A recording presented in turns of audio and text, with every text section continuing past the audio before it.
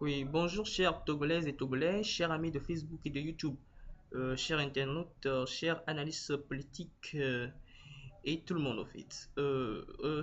Aujourd'hui, je viens pour un sujet très important. Il s'agit bien évidemment de ce que nous appelons aujourd'hui les réformes et puis une élection transparente. J'aimerais alors attirer l'attention de toute la population togolaise sur ce fait et afin que nous puissions vraiment faire une analyse à ce sujet et déterminer surtout que il y a vraiment une différence entre faire les réformes et avoir maintenant une élection transparente et équitable. Voilà.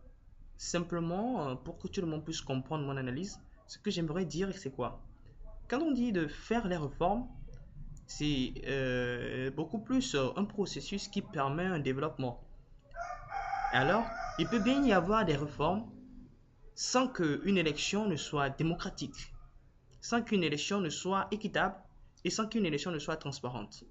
J'aimerais alors, pour ce cas, attirer l'attention de tout le monde vers les élections de 93 et de 98, où aujourd'hui ce que l'opposition réclame à avoir les deux tours et aussi ensuite à avoir la limitation de mandat. En 93, cela était de mise. En 98, il y avait déjà cela. Et c'est ce qu'ils appellent la réforme constitutionnelle. Cependant, le vrai problème des Togolais, c'est que on a pu déterminer après que en 98, par exemple, malgré cela, eh ben, il, il y a eu en fait, la démission de Abanana, si je me rappelle bien. Ce qui a fait que ils ont proclamé un résultat qui n'était pas, au fait, ce que les gens nous demandaient. Autrement dit, donc l'élection a été volée. Donc la question qui est très importante aujourd'hui et que les Togolais doivent se mobiliser pour, c'est plutôt comment faire pour avoir une élection transparente.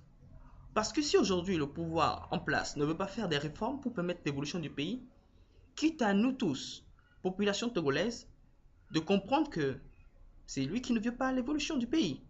Et dans ce cas, qu'il soit sanctionné par un vote en sa défaveur au cours de l'élection à venir. Et maintenant, puisque l'opposition a toujours réclamé qu'il a gagné les élections et qu'à chaque fois on n'arrive pas à prouver les élections, moi, à mon humble avis, je pense que la question des réformes, c'est une sorte de diversion pour faire écarter les Togolais de ce qui est très important.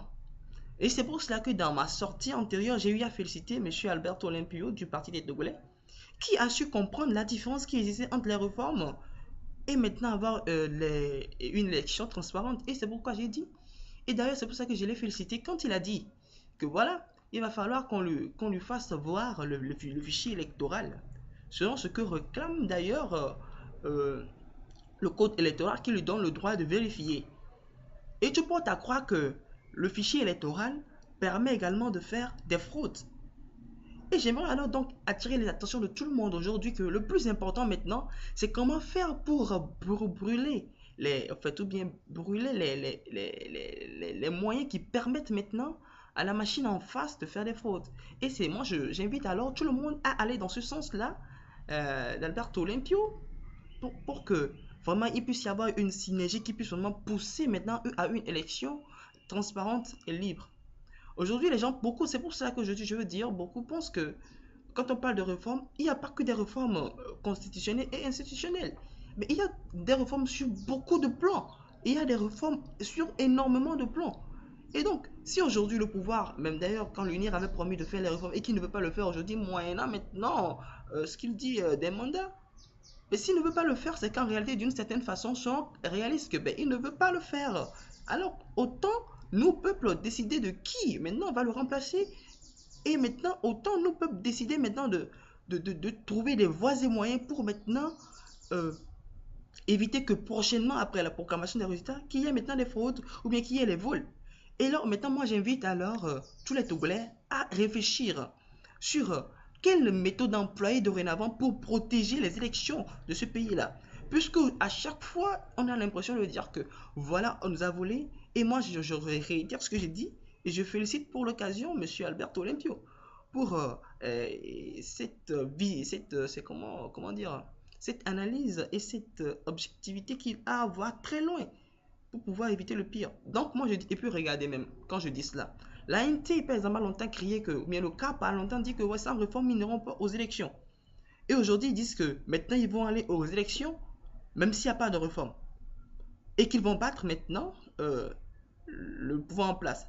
Donc c'est pour vous dire qu'en réalité, si un pouvoir en place ne veut pas faire de réforme et que l'opposition pense que ouais, les réformes sont importantes, il appartient maintenant à la classe de l'opposition de le démontrer à la population et ensuite de participer à une élection et de pouvoir protéger maintenant la vérité des urnes.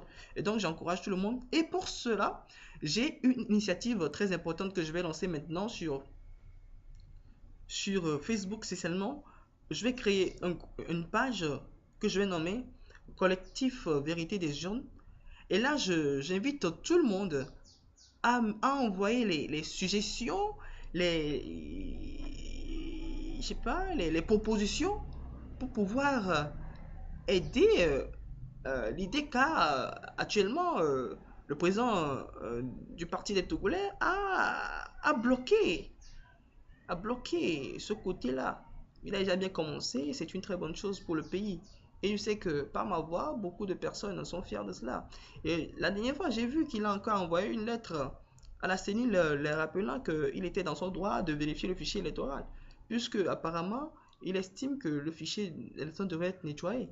Et pour beaucoup de raisons que je ne vais pas lister ici, mais que vous connaissez sans doute. Mais ce qui est sûr, il est démontré que avec ce fichier électoral non nettoyé, ben, que ça contribue énormément à ce qu'il y ait des fraudes. Donc j'invite alors la classe politique tout entière maintenant à voir beaucoup plus dans cette vision de comment faire pour avoir une élection transparente, comme le fait déjà d'ailleurs Alberto Olympio et que je félicite encore.